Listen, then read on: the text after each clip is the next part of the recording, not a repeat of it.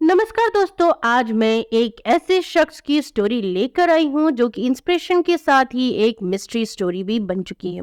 तो दोस्तों, अपने कीमती समय में से थोड़ा समय देकर हमारे इस वीडियो को पूरा जरूर देखिएगा। आकाश सीमा एमिलिया एयरहार्ट रहस्य को सहने की कला रखती थी।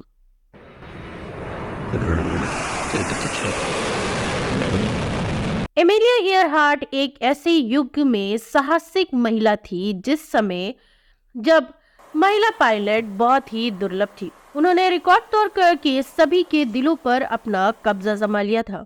37 में एक साहसी दौर के दौरान गायब हो गई एमिलिया ईयरहार्ट। दुनिया भर में चक्कर लगाने के प्रयास ने इतिहास में बहादुरी और दृढ़ संकल्प के प्रतीक के रूप में उनकी जगह को मजबूत कर दिया।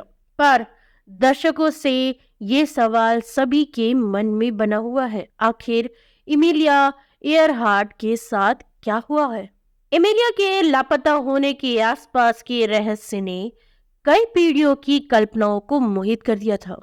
प्रशंसनीय हो या विचित्र तक सभी सिद्धांत सबके सामने आ रहे थे। क्या वह दुर्घटनाग्रस्त होकर के विशाल प्रशांत महासागर में डूब गई, या फिर क्या वो किसी दूसरे द्वीप में फंस गई थी जिसे समय ने उनको भुला दिया, या ऐसी कोई भयावह शक्ति उनके साथ खेल रही थी जो उसकी अग्रणीय आत्मा को चुप कराने की कोशिश कर रही थी?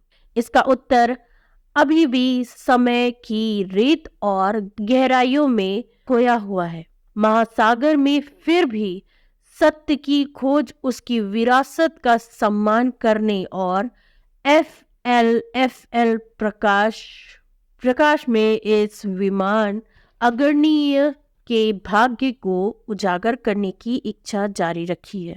एमिलिया मैरी ईयरहार्ट का जन्म 24 जुलाई 1897 में एटसिन कसास यूएस में हुआ था। एमिलिया ईयरहार्ट के पिता एक रेल रोड वकील थे।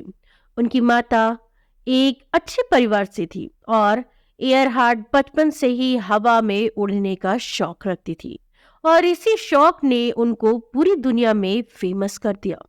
एक दिन अचानक उनके दादा दादी की मौत हो गई, जिसका बहुत बड़ा झटका उनके पिता को लगा, जिसकी वजह से उनके पिता ने शराब पीना चालू कर दिया और इसी शराब ने ईयरहार्ट की जिंदगी और उनके घर की हालात को बद से बदतर कर दिया। बहुत परेशानियों के बाद 1916 में शिकागो से हाई स्कूल को पूरा किया। फिर उनको अपनी मां की विरासत मिलने के बाद ईयरहार्ट ने पेंसिल्वेनिया के राइल्ड में ओगोड्रच स्कूल में पढ़ने में सक्षम हुई। फिर कुछ समय ईयरहार्ट अपनी बहन के साथ कनाडा रहने लगी और उसी दौरान में प्रथम विश्व युद्ध हुआ और उन्होंने अपने अंदर घायल हुए सैनिकों की देखभाल करने की रुचि को विकसित किया। उन्होंने इसी रुचि के कारण 1918 में टोरंटो में नर्स की सहायक बनने के लिए जूनियर कॉलेज को भी छोड़ दिया। फिर युद्ध के बाद ईयरहार्ट ने न्यूयॉर्क में कोलंबिया की यूनिवर्सिटी में एडमिशन लिया। फिर कुछ समय बाद उनके माता पिता उनसे जिद करने लगे। वो अपने माता पिता के साथ कैलिफोर्निया में रहने लगी और इसी वजह से उन्होंने अपनी पढ़ाई को भी छोड़ दिया था। और इसी बीच एक दिन ईयरहार्ट कैलिफोर्निया में अपने पिता के साथ 2 दिसंबर 1920 को एक एयरहॉर्स में गई। वहां ईयरहार्ट की मुलाकात फ्रैंक हॉक्स से हुई, जिन्होंने आगे चलकर बेस्ट एयर रेसर की पदवी भी अपने नाम कराई और कई मेडल को भी अपने नाम किया। फिलहाल चलते हैं ईयरहार्ट और फ्रैंक हॉक्स की मुलाकात के समय के बीच में। ये दिन और ये तारीख जहां एक जज्बा जन्म ले चुका था, जिसमें फ्रैंक हॉर्ट्स ने ईयरहार्ट को एक बहुत बड़ा मौका दिया। फ्रैंक हॉर्ट्स ने ईयरहार्ट को एक प्लेन राइड के लिए इनवाइट किया और इसी मौके में उनको ये महसूस हो गया कि अब वो सिर्फ उड़ान भरने के लिए ही पैदा हुई है। पर इस उड़ान में ईयरहार्ट को एयर फ्लाई लेसन की बहुत ज्यादा जरूरत थी और air fly lesson Emilia Earhart के लिए एक बहुत बड़े चुनौती से कम नहीं थी, जिसके लिए उन्होंने बहुत मेहनत की और कई तरीके के काम भी किए, जैसे फोटोग्राफी, ड्राइविंग, स्टेनोग्राफी और भी बहुत कुछ। इन सभी जॉब में जो भी अमाउंट मिला उनको जोड़ करके करीबन $1000 बन रहे थे। इन सभी अमाउंट को लेकर के उन्होंने एयर लेसन को सीखने की इच्छा जाहिर की और इसमें उनकी मदद की एनिडा स्नोक ने। एनिडा स्नोक ईयरहार्ट की टीचर थी एयर फ्लाई की, जो कि खुद भी एक फीमेल एविएटर। 1921 में उन्होंने अपना पहला सेकेंड हैंड प्लेन खरीदा।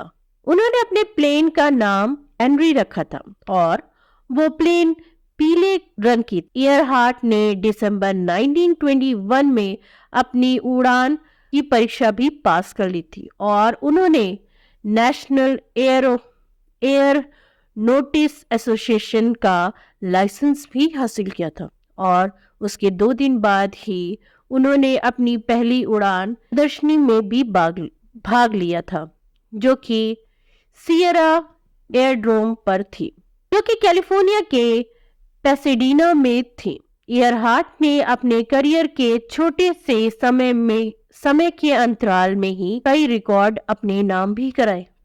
1922 में उन्होंने 14,000 फीट से ऊपर अकेले ही उड़ान भरने वाली महिला का रिकॉर्ड अपने नाम कराया। 1932 में ईयरहार्ट के अटलांटिक महासागर पर अकेले उड़ान भरने वाली पहली महिला बनी और चार्ल्स लिंडबर्ग के बाद ये दूसरी व्यक्ति थी। उन्होंने अमेरिका में पहली बार अकेले और ना रुकने वाली पहली महिला पायलट बनी। लॉस एंजलिस से स्टार्टिंग की और 1935 में हवाई से संयुक्त राज्य अमेरिका की मुख्य भूमि तक अकेले उड़ान भरने वाली पहली व्यक्ति भी बनी। इसी तरह ईयरहार्ट ने अपने ही जैसे साहसी महिलाओं के लिए विमान क्षेत्र में कई अवसर प्रदान भी किए हैं। 1929 में ऑल वुमेन एयर डर्बी से ये महिलाओं के लिए पहली अंतर महाद्वीपीय हवाई का आयोजन किया और तो उन्होंने महिला पायलटों की उन्नति के लिए 99 अंतर्राष्ट्रीय संगठन का गठन करने में मदद भी की। वह लाइसेंस प्राप्त करने वाली पायलट के संगठन की पहली अध्यक्ष भी बनी और यही संगठन 44 देशों की महिला पायलटों का प्रतिनिधित्व भी करती है। 1 जून 1937 यहाँ से शुरुआत होती है एमिलिया का एक खतरनाक सफर। एमिलिया ने अमेरिका से अपने को पायलट फ्रेड न्यून के साथ उड़ान भरी। ये उनका सपना था अपने प्लेन में बैठ करके पूरी दुनिया घूमने का। इस सपने के बीच कई स्टॉपेज आए। पहले नॉर्थ अमेरिका से उड़ते हुए साउथ अमेरिका तक पहुंची, फिर कैलिफोर्निया और अफ्रीका और तो वो भारत तक भी पहुंची थी। और जिस प्लेन में बैठकर उन्होंने उड़ान भरने का ये सपना देखा था, वो एक 2 इंजन वाला एक छोटा सा प्लेन था। इसके लिए एमिलिया और उनके को पायलट ने मिल करके एक प्लान बनाया कि वो बीच बीच में रुक करके तेल भरवाएंगी और जिससे उनको रेस्ट करने का भी मौका मिल जाएगा। और कुछ तेल का मतलब कुछ हजार गैलन तेल से है। 29 जून, एक महीने उड़ने के बाद वो पापुआ न्यू गिनी शहर लाई में पहुंची। इस 29 दिनों में वो करीबन 22,000 मील का सफर तय कर चुकी थी। ये बात मैं कर रही हूँ 1937 का। पर आप सभी को ये भी ध्यान देना जरूरी है कि उस समय आज की जैसी सुविधाएं नहीं थी। ये सिर्फ एक दो बड़ा इंजन वाला प्लेन था। इसका नाम लॉकहीड टेंटाइंड इलेक्ट्रिक रखा गया था। इतने लंबे सफर में प्लेन अच्छी तरीके से उड़ सके तो एमिलिया ने उड़ने के पहले 3 दिन इसकी पूरी सर्विसिंग कराई, जैसा कि आप और हम एक लंबे सफर को तय करने के पहले करते हैं। इसके बाद 2 जुलाई को इन्होंने शुरुआत की अपने ट्रैवल की। अपना प्लेन लेकर के अपने को पायलट के साथ एमिलिया ने 2 जुलाई को उड़ान भर दिया था। इनका सेकेंड स्टॉपेज उनके करीबन 1000 किलोमीटर दूर एक छोटा सा द्वीप हॉलैंड था। अभी तो सभी लोग इस जगह का नाम जानते हैं, पर उस समय इस लैंड के बारे में कोई जानता तक नहीं था। और ये इतना छोटा सा लैंड है जो कि आसमान से दिखता तक भी नहीं है। पर 2 जुलाई को हॉलैंड के पास अमेरिका कोस्ट गार्ड जहाज इटास्का को एमिलिया का एक मैसेज मिलता है। ये एमिलिया का फर्स्ट मैसेज था। Cloudy weather, cloudy. इतना बोलने के बाद एमिलिया गायब हो जाती है। नेक्स्ट डे करीबन 6:15 में कोस्ट गार्ड को एमिलिया का एक और मैसेज मिलता है, जिसमें उन्होंने अपने डायरेक्शन को बताया। कहती है कि वो आइलैंड से करीबन 200 मील दूर है। फिर एमिलिया कोस्ट गार्ड से पूछती है आगे कहाँ जाना है। कोस्ट गार्ड जवाब भी देते हैं, पर एमिलिया को उनका जवाब नहीं मिलता है। वो फिर एक बार पूछती है कोस्ट गार्ड से, फिर कोस्ट गार्ड जवाब देते हैं, पर एमिलिया के पास जवाब नहीं पहुंचता है। एमिलिया और कोस्ट गार्ड के बीच का ये मिसकम्युनिकेशन बहुत देर तक चलता है। ये मिसकम्युनिकेशन करीबन 1.5 घंटा तक चल रहा था। कोस्ट गार्ड के हाथ और पैर फूल गए थे डर की वजह से। उनको ये समझ नहीं आ रहा था कि कैसे एमिलिया से संपर्क करें। अगले दिन करीबन 8 बजे के आसपास, रात की करीबन 8 बजे के आसपास एमिलिया फिर से कांटेक्ट करके कहती है कि हम ज़रूर आपके पास ही हैं, पर हम आपको देख नहीं पा रहे हैं। तेल भी ख़त्म हो रहा है और मैं रेडियो से आप तक पहुंच नहीं पा रही हूँ। हम 1000 फुट की ऊंचाई पर हैं। एमिलिया की आवाज़ में अब बेबसी और डर अपना एक नया रूप ले रही थी। वो पूरी तरीके से समझ गई थी कि वो अब बहुत बड़ी मुसीबत में फंस गई है। करीबन 1 घंटे ये सिलसिला यूं ही चलता है। आइलैंड को ढूंढने के लिए एमिलिया हर मुंह तोड़ कोशिश करनी थी। पहले उत्तर, फिर दक्षिण, फिर उत्तर, फिर दक्षिण। ये सिलसिला काफ़ी देर तक चलता है। फिर करीबन 8:45 बजे के आसपास वो कोस्ट गार्ड को फिर कांटेक्ट करती है और वो पूरी बात बताती है और बोलती है, we are running north and south. ये आवाज़ के बाद कोस्ट गार्ड को एमिलिया की आवाज़ कभी नहीं मिली। ये एमिलिया की आखिरी शब्द थे। इसके बाद एमिलिया को ना किसी ने देखा और ना किसी ने सुना। आखिर कहाँ चली गई एमिलिया, वो आज तक कोई भी पता नहीं कर पाया। बताया जा रहा था कि जब एमिलिया का जहाज मुसीबत में था तो उसकी दूसरी तरफ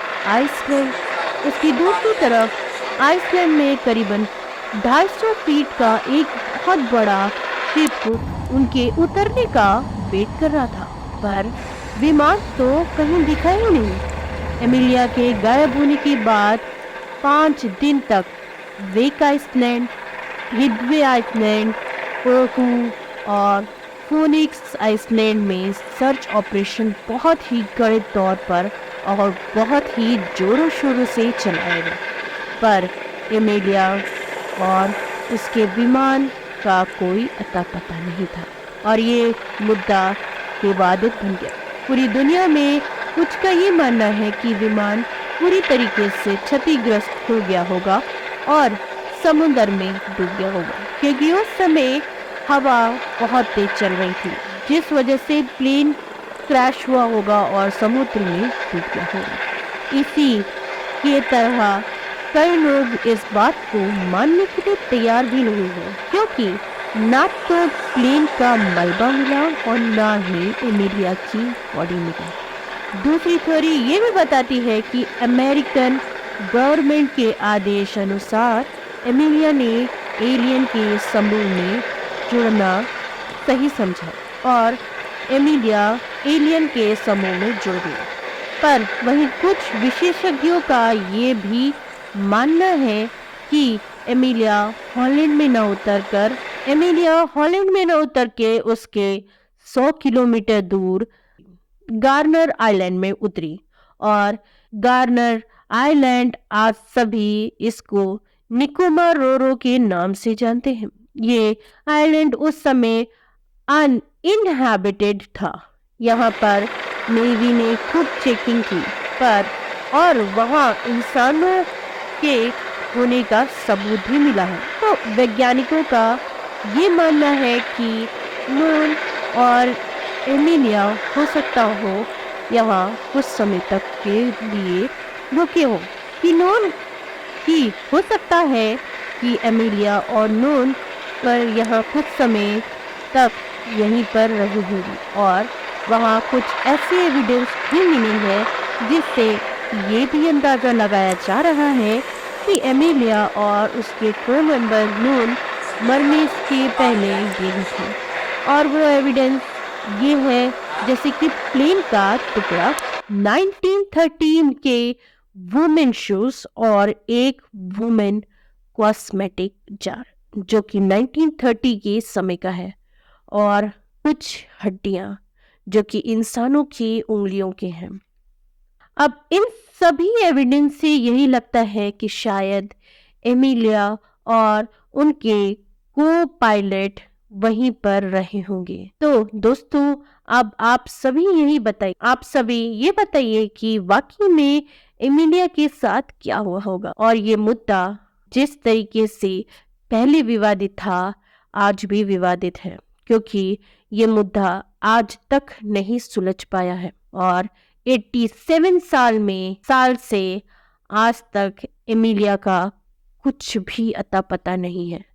पर आज हमारे पास उनकी एक ये रियल और इंस्पिरेशन स्टोरी हमारे सामने आई है, जो कि हमें ये सिखाती है कि लाइफ में स्ट्रगल और चैलेंज से ना डर कर उसका सामना करना चाहिए, और जो महिलाएं अपने आप को कमजोर समझती है उनको एमिलिया की स्टोरी से इंस्पायर्ड होना चाहिए। तो दोस्तों उम्मीद है आपको ये वीडियो पसंद आई होगी। अगर आपको ये वीडियो पसंद आती है तो प्लीज़ हमारी वीडियो को लाइक एंड सब्सक्राइब जरूर करिएगा और अपना मैसेज हमारे कमेंट बॉक्स पे जरूर करिएगा, जिससे कि मैं आपके लिए और भी अच्छे और सस्पेंसफुल वीडियोस ला सकूं।